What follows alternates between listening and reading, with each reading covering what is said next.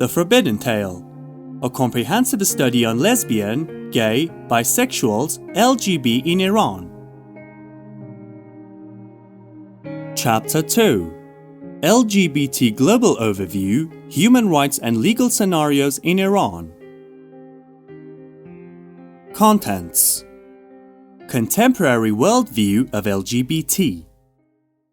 Increased tolerance of homosexuality. Sexual orientation in the context of human rights. United Nations perspective. Legal and judicial perspective. LGB human rights and the Muslims' world. Iranian legal perspective on LGBT.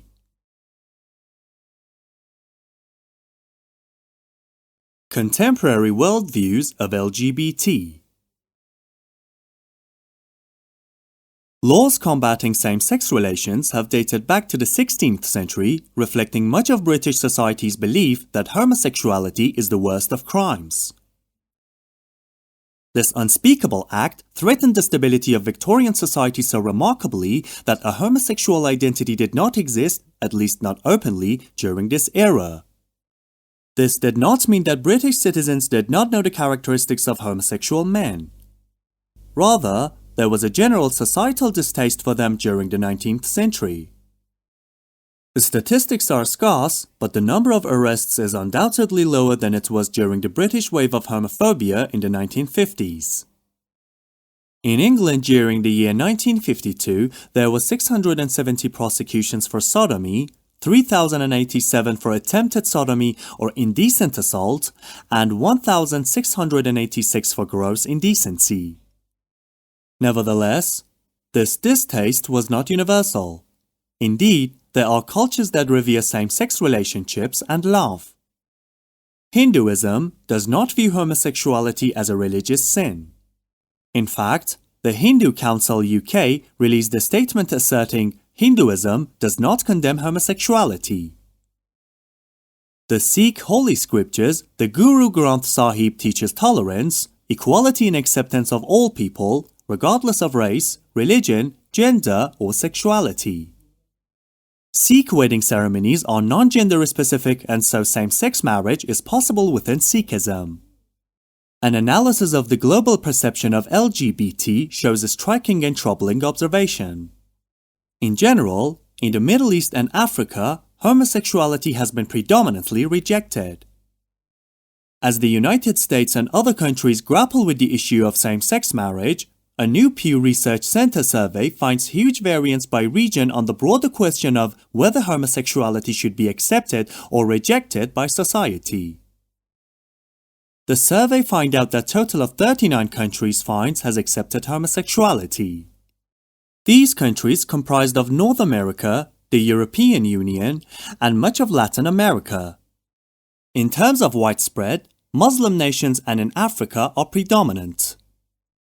Africa has a harsh view towards the LGBT community. Many African leaders have openly made disparaging and vile comments about LGBT individuals, comments that would be deemed unacceptable if directed toward another group. President Mugabe of Zimbabwe publicly called gay people less than human and therefore not deserving human rights. The president of Uganda ordered the Criminal Investigations Department to hunt out lesbians and gays and lock them up. Since joining the US coalition against terrorism, Egypt has begun hunting gay men alleged to be homosexual and entrapping them on the internet in order to convince their citizens that the government, and not just Muslim extremists, are protecting the morality of the nation. Opinions about the acceptability of homosexuality is divided in Israel, Poland, and Bolivia, as well as in parts of Asia and in Russia. Since joining the US coalition against terrorism, Egypt has haunted gay men and entrapped them on the internet in order to convince their citizens that the government, and not just Muslim extremists, are protecting the morality of the nation. These waves of open hatred have naturally caused couples to heed caution. Although public displays of affection, PDA, should generally be avoided to both homosexual and heterosexual couples, LGBTs in Africa have been advised to use discretion. Recent years have seen a stable attitude towards homosexuals and other members of the LGBT community, except in South Korea, the United States, and Canada, where the percentage saying homosexuality should be accepted by society has grown by at least 10 percentage points since 2007. Where the percentage saying homosexuality should be accepted by society has grown by at least 10 percentage points since 2007. These are among the key findings of a new survey by the Pew Research Center conducted in 39 countries among 37,653 respondents. There remains a great deal to be accomplished in freeing many millions of gays and lesbians from the tyranny of fear and discovery, of actual and potential economic disenfranchisement, of the burden of ridicule, shame, and scorn, and of penalties for alleged criminal behavior. According to the Amnesty International 2001 reports, rapes, beatings, and life imprisonment for alleged crimes against the order of nature in such countries as Uganda, Zimbabwe, Romania, Malaysia, the Caribbean, Russia, China, Sri Lanka, Afghanistan, and the US. In fact, at least 70 countries criminalize same-gender relationships, and some countries punish offenders with flogging or the death penalty. LGBT people cannot count on the police or the courts to offer any protection. In fact, in most of the world, the police are the worst offenders, beating and raping the very people they are supposed to protect while in custody. A very recent incident is a proof that how police violates and discriminates the lives and rights of LGB people. In 2017, during an anti-gay purge in Chechnya, law enforcement and security officials arrested gay and bisexual men and beat and tortured them. The Canadian government, working with a Toronto-based non-profit, quickly allowed gay men and lesbians from the Russian Republic of Chechnya to seek safety in Canada. The vast majority are men, as it is harder for women to escape Chechnya. A 1993 Janus report estimated that 9% of men and 5% of women had more than occasional homosexual relationships. The 2000 US Census Bureau found that homosexual couples constitute less than 1% of American households. In August 2002, Gallup, the average estimates were that 21% of men are gay and 22% of women are lesbians. As United States and other countries grapple with the issue of same-sex marriage, a new Pew Research Center survey found a huge variance by region on the broader question of whether homosexuality should be accepted or rejected by society. The survey in 39 countries has revealed that homosexuality has accepted broadly in countries in North America, the European Union, and much of Latin America. Homosexuality exists and flourishes at all levels of society. The Middle East is not an exception. An open LGB life in Muslim-majority countries is rare, but the closet is spacious. By and large, Muslim society is still strongly patriarchal and, by its nature, extols masculinity. And yet, ironically, whilst gender segregation goes to extreme length in the more conservative Muslim countries, at the same time, this patriarchal segregation creates situations where men are often more comfortable in the presence of other men, where women are incidental, and when placing a hand on another man's knee is a sign of friendship and not an invitation to sex.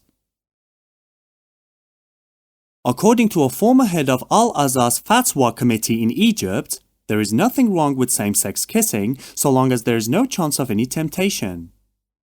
Syria's otherwise fearsome police rarely arrest gays. Sibka Park in Damascus is a tree-filled children's playground during the day, but at night, it is known for the young men who linger on its benches or walls. In Afghanistan, wealthy Afghans buy bachabazi, dancing boys as catamites, boys who have sexual relationships with men.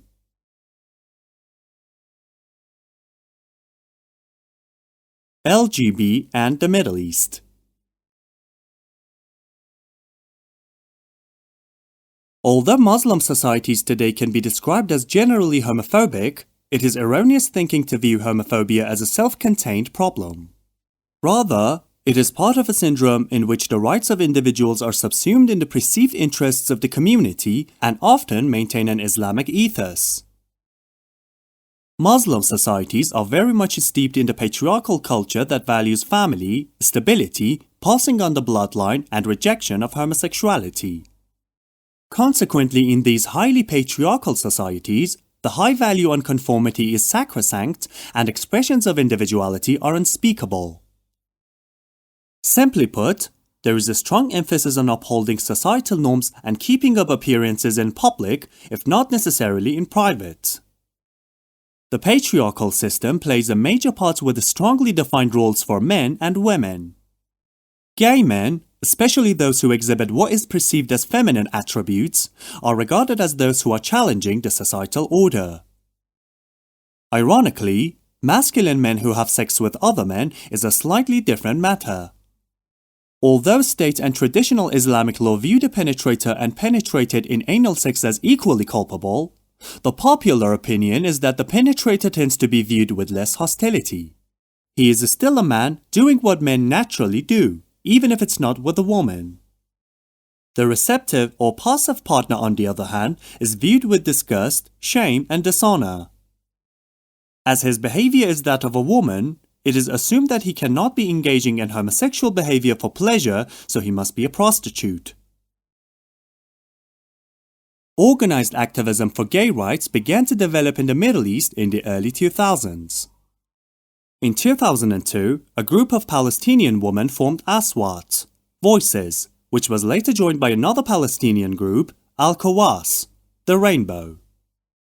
Both groups are based in Israel but have connections in the Palestinian territories.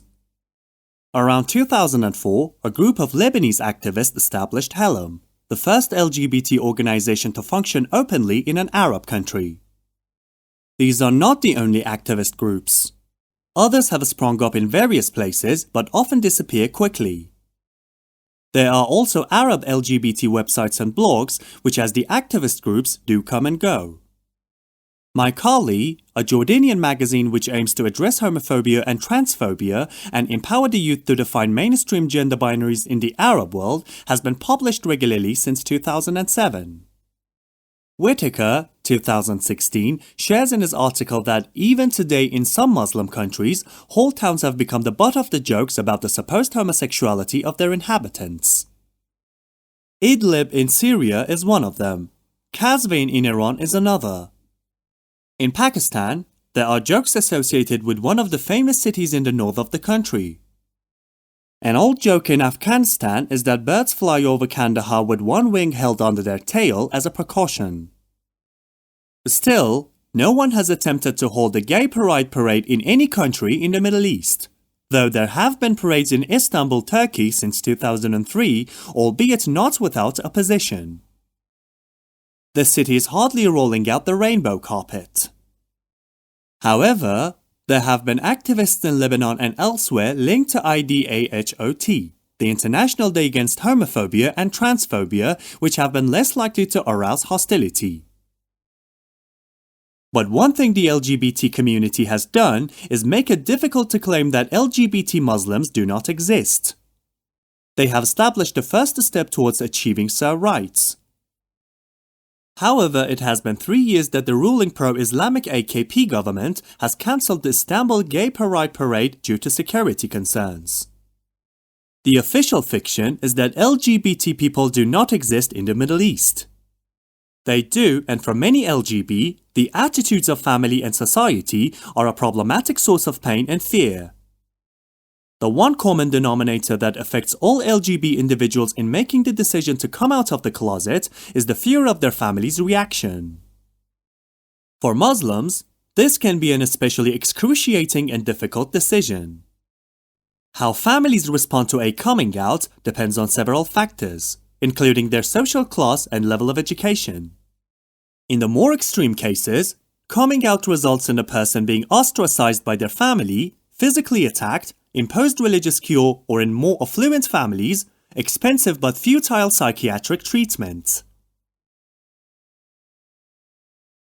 The pressure to marry is much greater in Muslim countries than in most Western countries. Remaining single is usually equated with social disaster, so once young people have completed their studies, organizing their marriage becomes a priority for the families.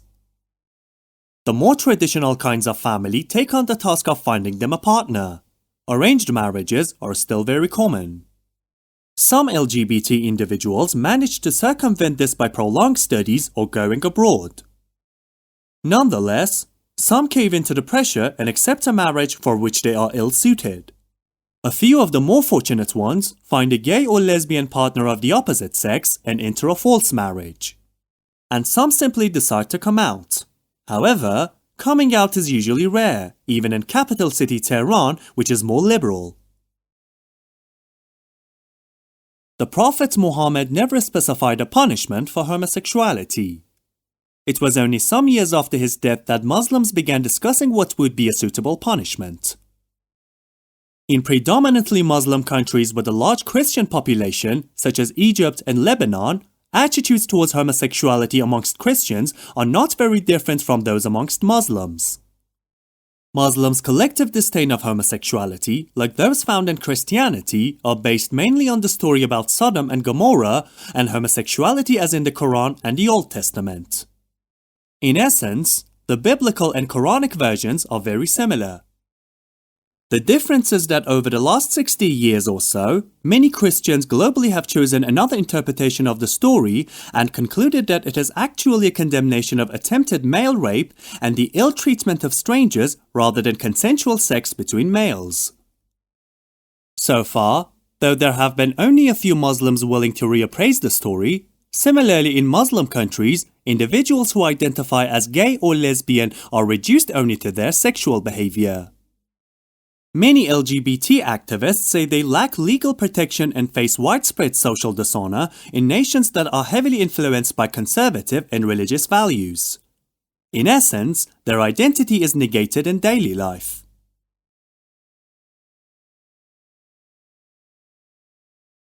Sexual orientation in the context of human rights.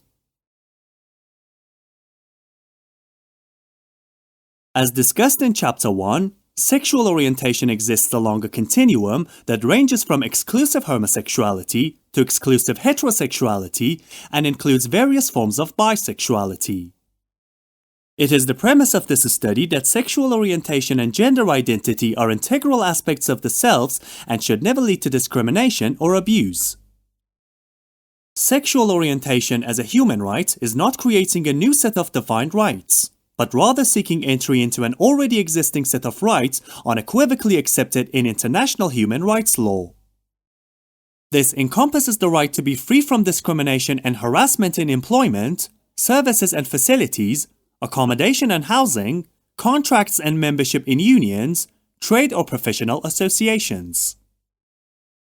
Violence against individuals is compounded by discrimination on the grounds of race, ethnicity, social status, class, and sexual orientation. History has overtly shown that many people have been persecuted on account of their sexual orientation. Those seeking peaceably affirm diverse sexual orientations or gender identities have also experienced violence and discrimination. LGBT individuals are often treated differently because of their sexual orientation, whether as a one-off action or as a result of regulations or policies based on sexual orientation. Around the world, they often face violence and inequality, sometimes torture and execution because of who they love, how they look, and who they are. Human rights violations against LGBT individuals take many forms, from outright denial of the right to life to discrimination on various levels, such as accessing economic, social, and cultural rights. More than 80 countries still maintain laws that make same-sex consensual relations between adults a criminal offense. From many public officials and opinion makers, the expressions of vile homophobic prejudice remains both legitimate and respectable, in a shocking manner that would be unacceptable for any other minority. A total of 78 countries globally continue to criminalize same-sex sexual behavior, and due to the legal legacies of the British Empire, 42 of these states are in the Commonwealth of Nations. In recent years, many countries have seen the emergence of a new sexual nationalism, leading to increased enforcement of colonial sodomy laws against men and the new criminalization of sex between women. This has clashed against a rising awareness that sexual orientation is a human right. The emerging vision of sexual orientation as a human right grapples with current dichotomization of the political civil rights and economic rights to all individuals, including LGBT. If not, those who are deemed different will be burdened to the psychological scars of the societal alienation and non-protection.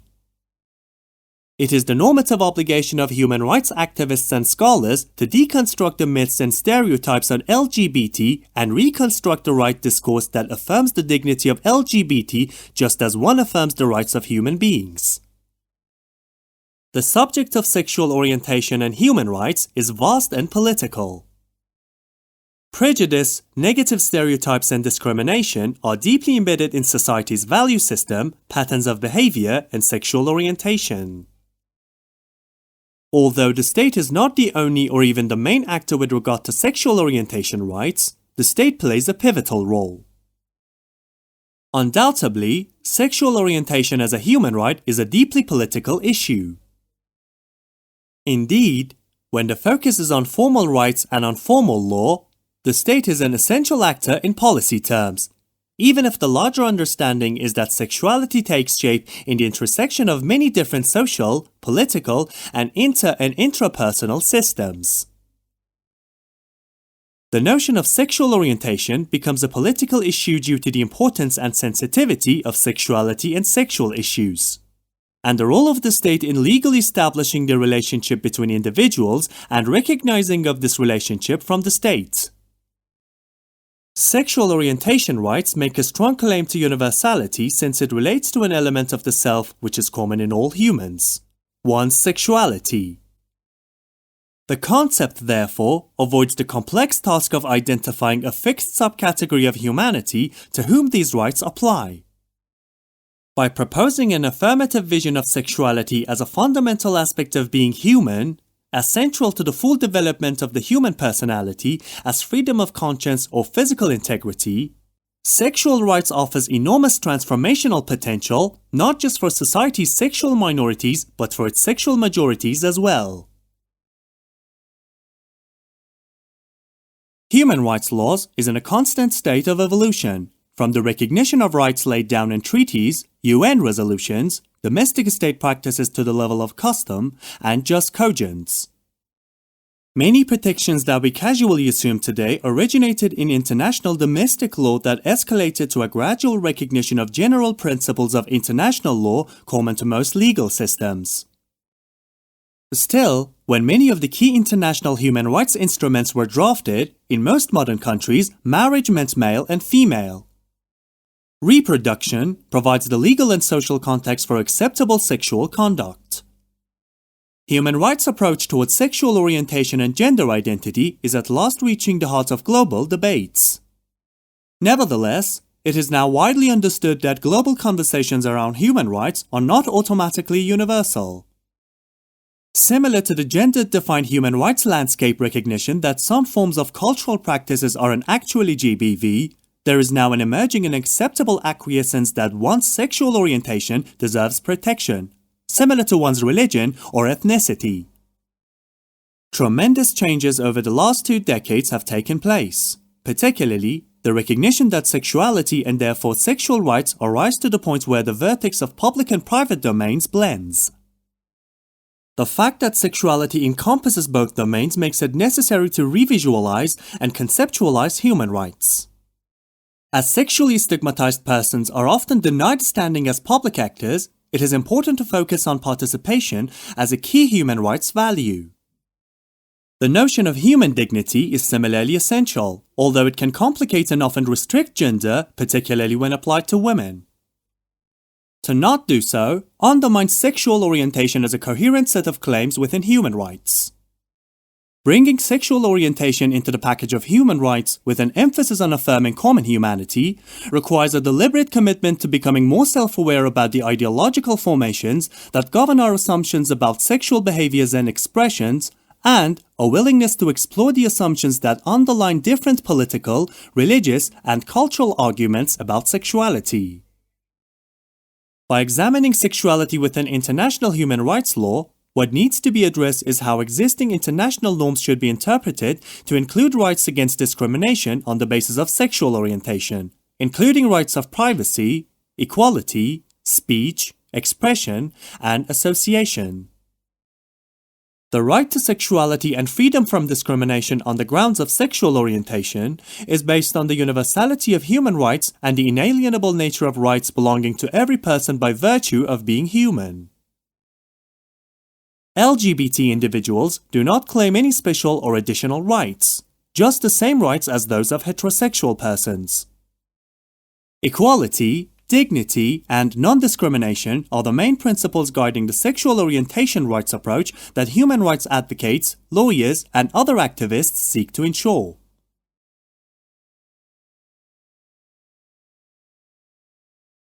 United Nations perspective.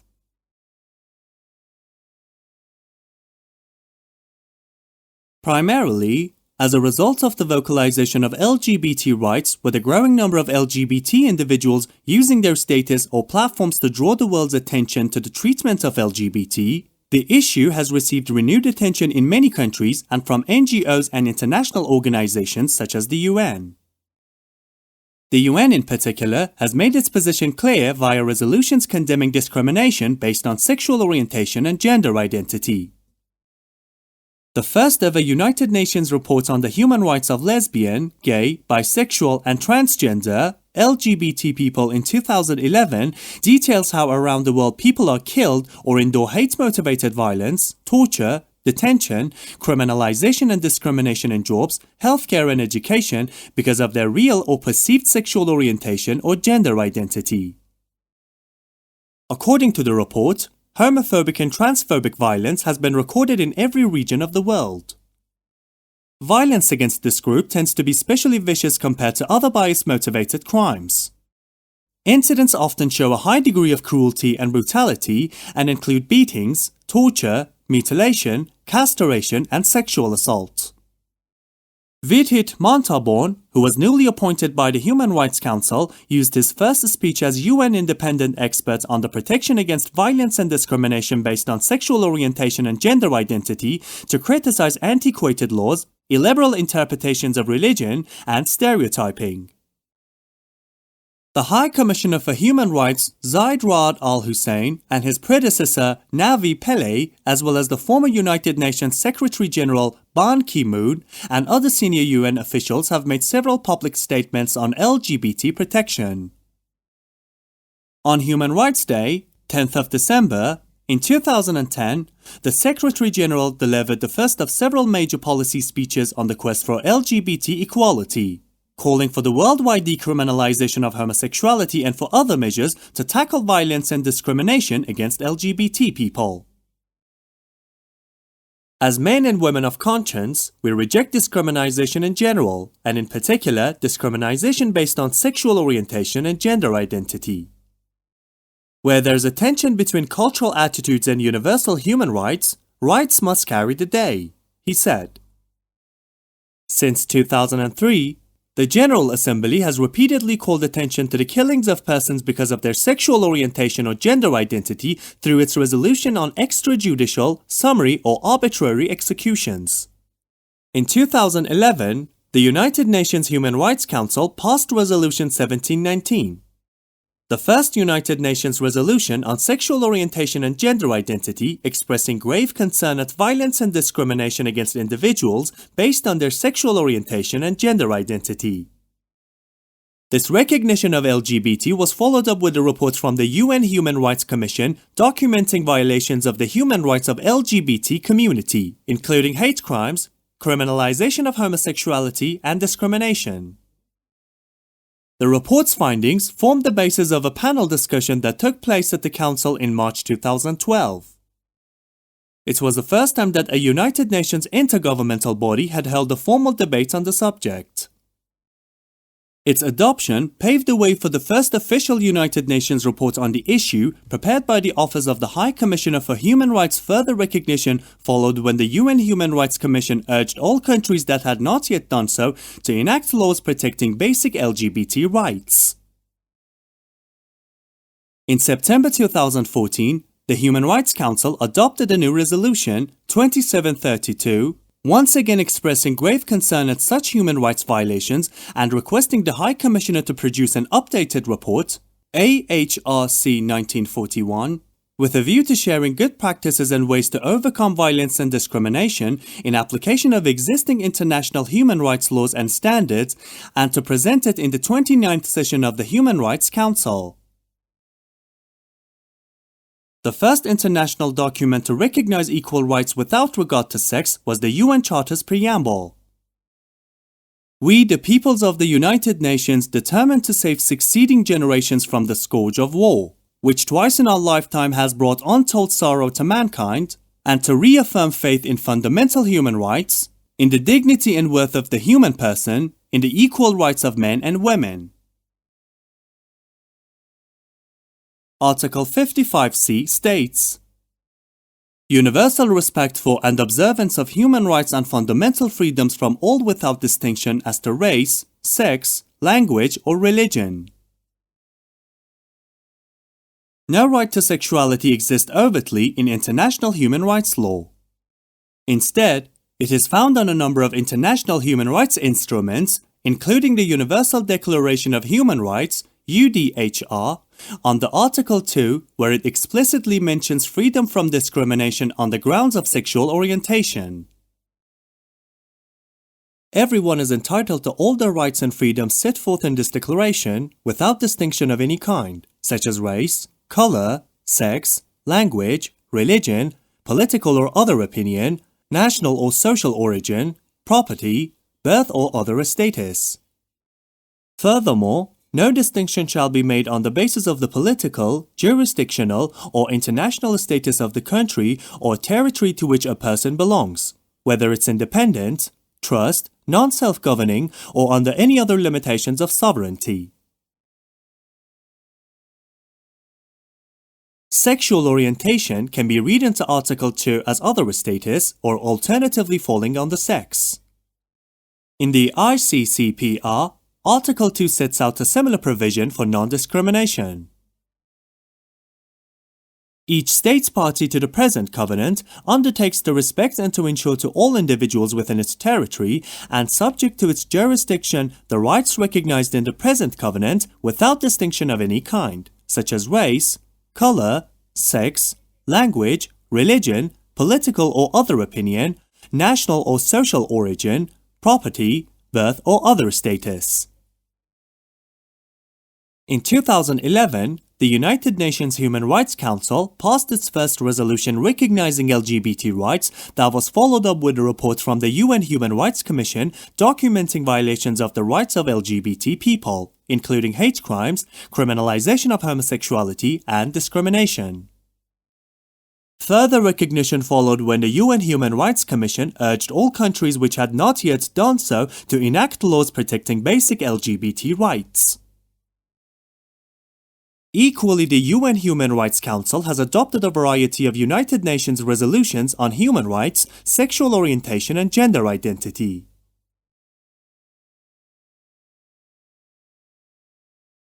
Iranian legal perspective on LGBT.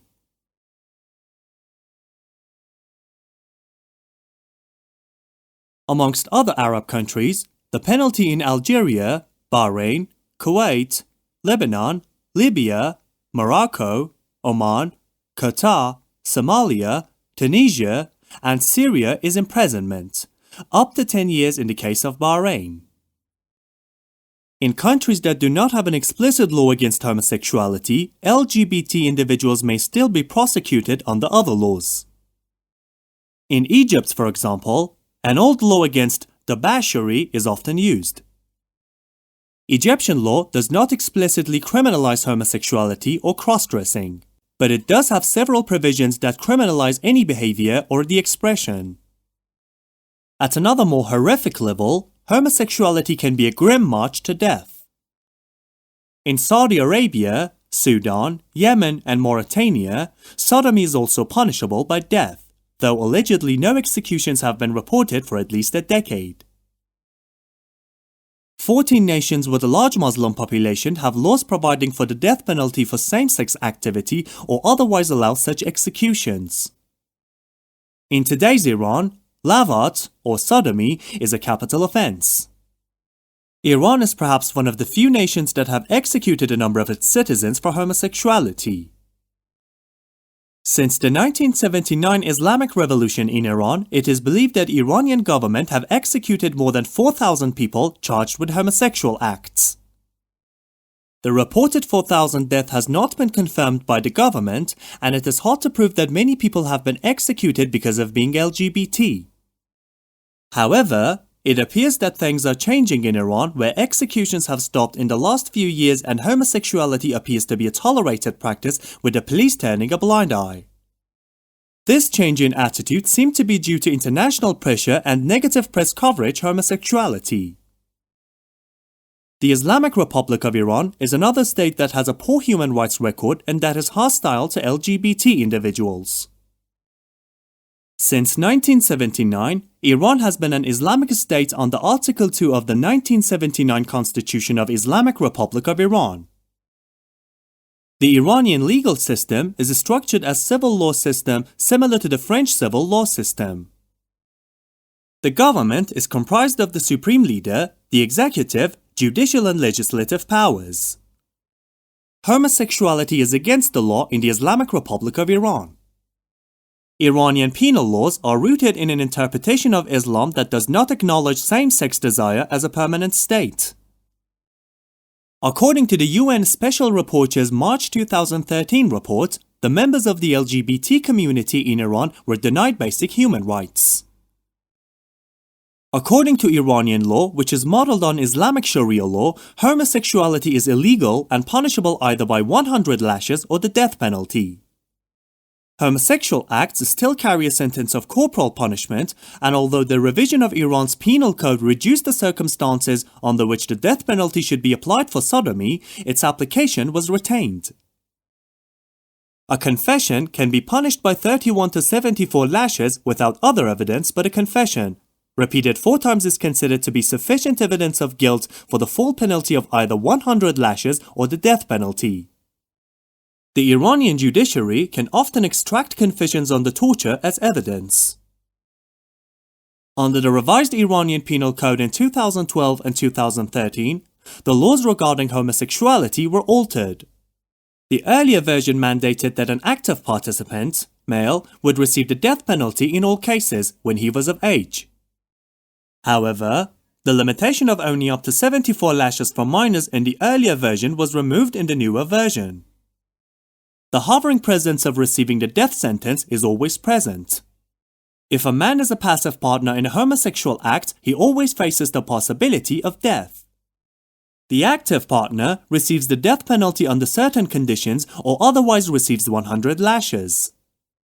Therefore, Iranian men who have sex with men, MSM, or women who have sex with women, WSW, are penalized for their actions by punishing men with death and flogging women for same-sex sexual relations. In Iran, the rules and legislation concerning LGB individuals are varied from those rules concerning transsexual individuals. Historical discussions speak to a varied religious discourse, with many followers of the faith choosing to accept trans identity as normal within Islam. In 1967, Khomeini published a religious fiqh, religious ruling, or Islamic jurisprudence that prescribes guidance based on historical experiences in his Tahrir al-Wasila.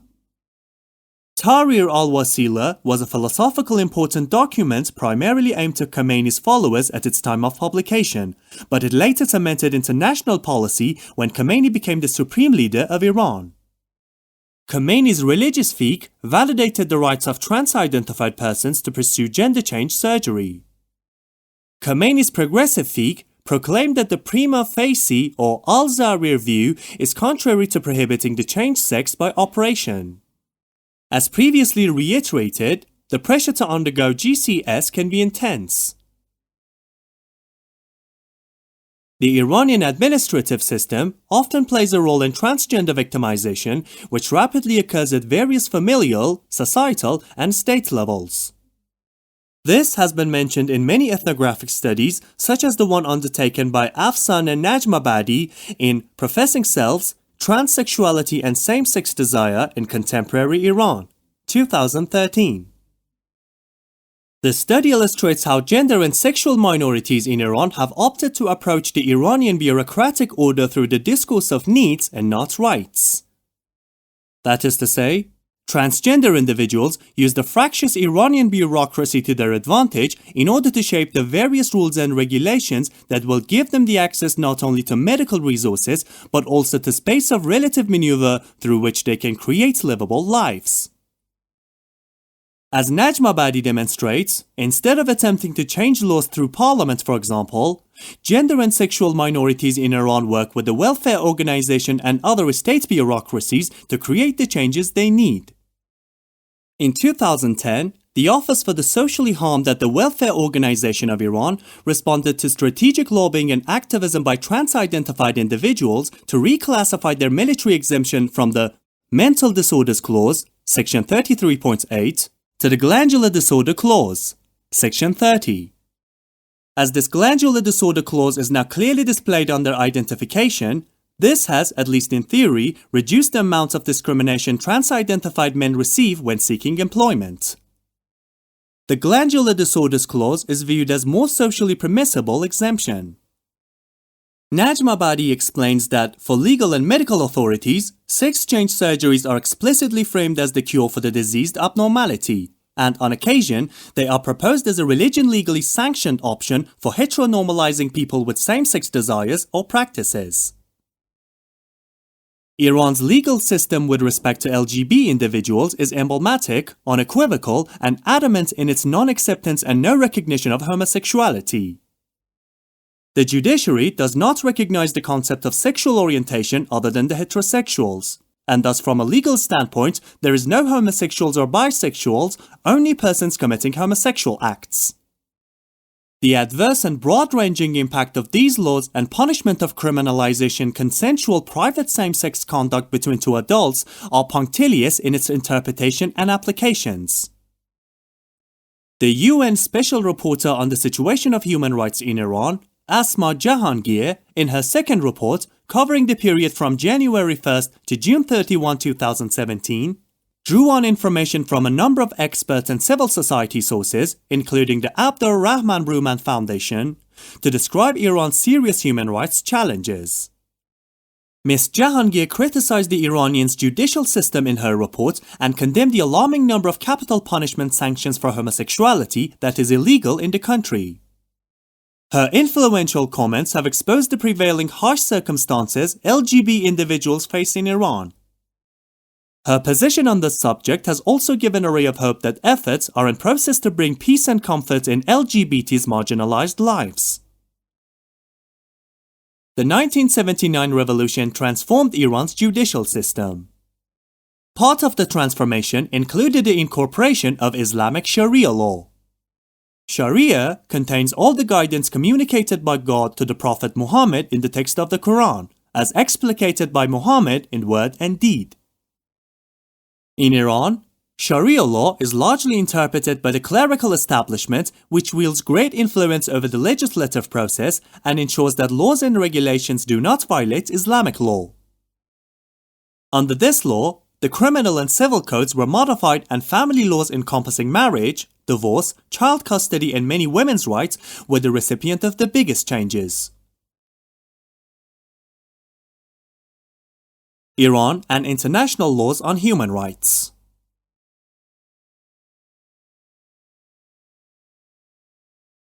Iran is a signatory to various human rights treaties and instruments which explicitly prohibit any form of sexual, mental, or physical abuse of individuals and especially children. The Iranian government has obligations arising from their signatory acquiescence and under international law to ensure women's rights to equality and non-discrimination, including freedom from domestic violence and abuse by family members.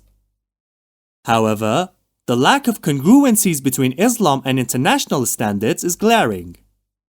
Iran's penal code that incorporates stoning, amputations and flogging meets the definition of torture under international law. The prohibition of torture and inhumane treatment is enshrined in the following regional and universal human rights instruments.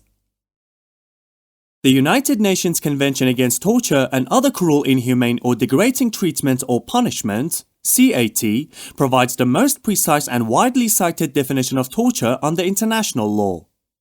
It defines torture as any act by which severe pain or suffering, whether physical or mental, is intentionally inflicted on a person for such purposes as obtaining from him or a third person information or a confession, punishing him for an act he or a third person has committed or is suspected of having committed, or intimidating or coercing him or a third person for any reason based on discrimination of any kind, when such pain or suffering is inflicted by or at the instigation of or with the consent or acquiescence of a public official or other person acting in an official capacity. It does not include pain or suffering arising only from inherent or incidental to lawful sanctions. As of August 2017, the convention has 162 state parties. However, Iran is not a signatory. Nevertheless, Iran is a party to the International Covenant on Civil and Political Rights, ICCPR. Article 7 of ICCPR provides that no one shall be subject or torture or to cruel, inhumane or degrading treatment or punishment. Iran signed the ICCPR on April 4, 1968 and ratified the agreement on June 24, 1975 without reservations. Iran is also a signatory to the Convention on the Rights of the Child, CRC. Article 37A of the Convention on the Rights of the Child, CRC, provides that neither capital punishment nor life imprisonment without possibility of release shall be imposed for offences committed by persons below 18 years of age. Iran justifies its non-compliance actions by claiming dispensation in cases where the convention is deemed incompatible with Islamic jurisprudence. The statistics are odious. Iran is one of the 7 countries in the world that still employs the death penalty for homosexuality. Iran also has the largest number of executions of any country proportional to its population. Only China executed more people in sheer numbers than Iran. In 2009, Iran executed 388 people.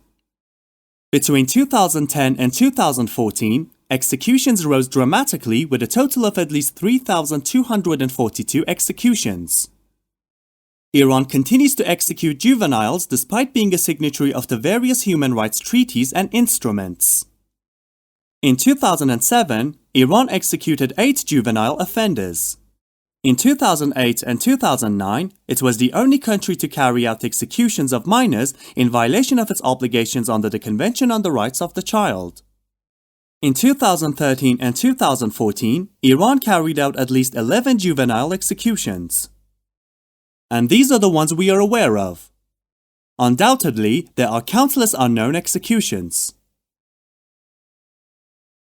In 2014, 2 men, Abdullah Ghavami Shahzanjiri and Salman Gambari Shahzanjiri, were hung in southern Iran on August 6, plausibly for consensual sodomy.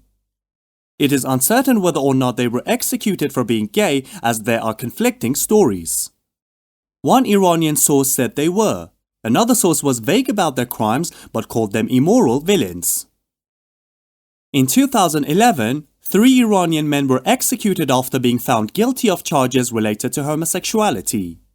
The men, only identified by their initials, were hung in the southwestern city of Ahvaz, the capital of Iran's Khuzestan province. A judiciary official publicly stated that the 3 convicts were sentenced to death based on acts against Sharia law and bad deeds.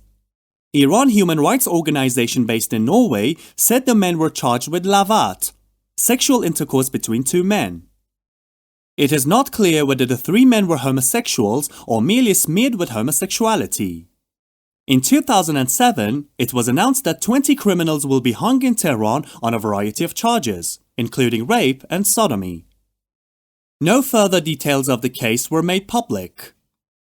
In 2005, the highly publicized and public executions of 2 teenage boys, Mahmoud Askari and Ayaz Mahmouni, who were hung in public for their alleged involvement in sodomy and rape, brought to the surface the unpredictability and harshness of Iran's draconian view of homosexuality. There are disturbing and flinching photos of the hangings that were widely distributed on the internet. Both teenagers were juveniles at the time of the offense, and one was believed to have been a juvenile at the time of his execution. It is still uncertain whether or not the dual executions were carried out specifically because of their homosexuality. To this day, the facts on which the charges against them were based on are inclusive.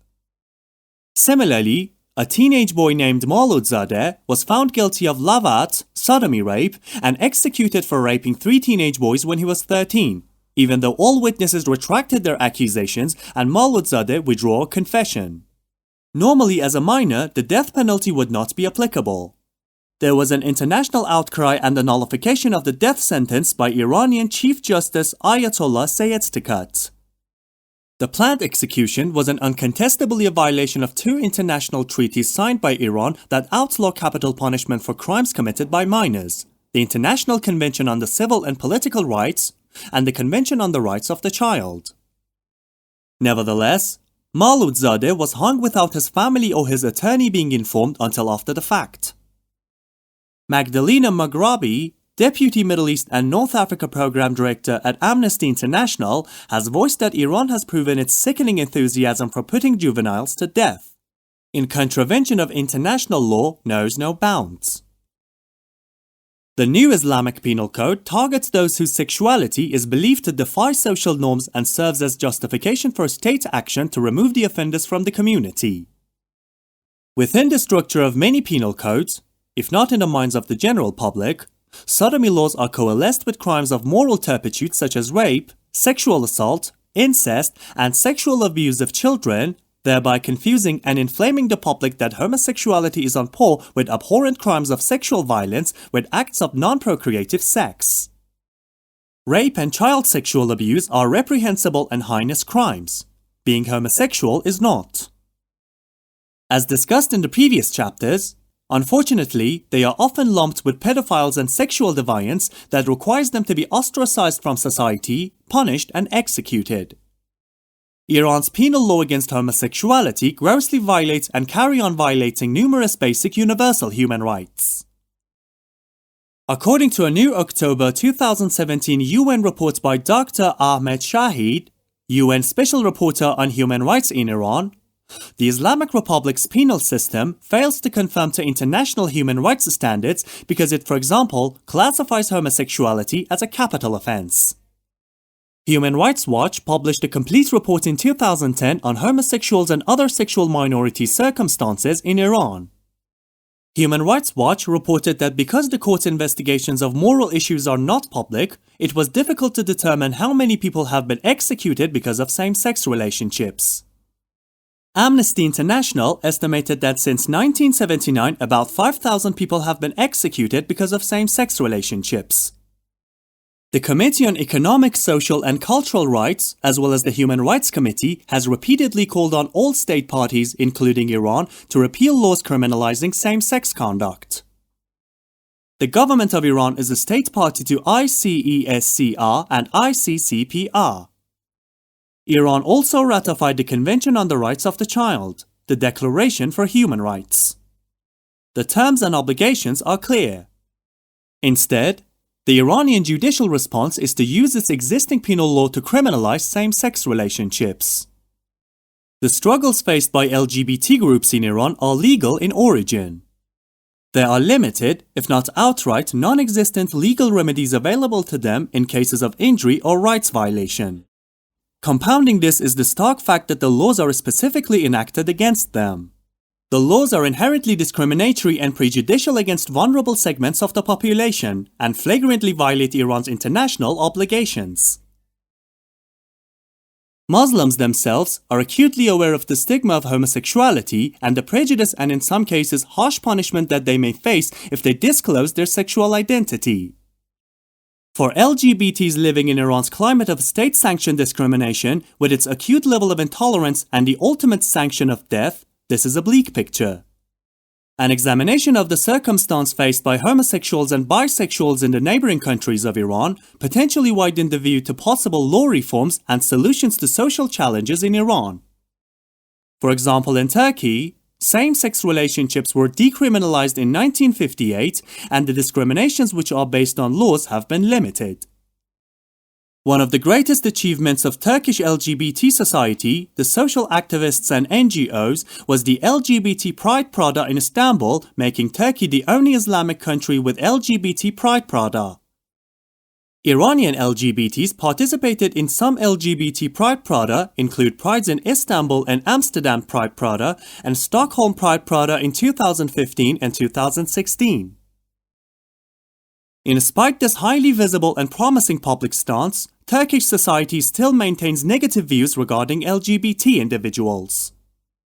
According to a research published by Pew Research Center in 2013, only 9% of Turkish people believed homosexuality should be accepted by the society. Turkish people overwhelmingly oppose the acceptance of homosexuality by the society. This rejection also displayed in Russia and Lebanon as well. Same-sex relationship is not a crime, but 80 to 74% of these two societies believed homosexuality should not be accepted by the society. Despite legal reforms, which undoubtedly is an important step, the social challenges are equally daunting in solving the challenges LGBT people chronically face.